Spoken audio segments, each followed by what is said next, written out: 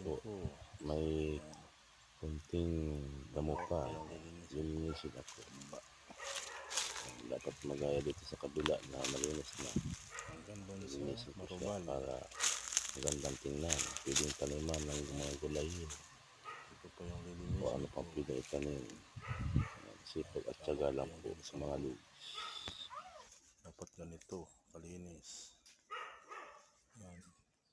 Yan sa kabila, malinis na. Lilinisin ko pa yan. Yan. Yung mga saging malinis na, dito na lang. Ang hindi palinis. Yan, ito na lang ang lilinisan ko. Para magandang tingnan pag malinis na lahat. Yan po. Kailangan malinisin natin yan.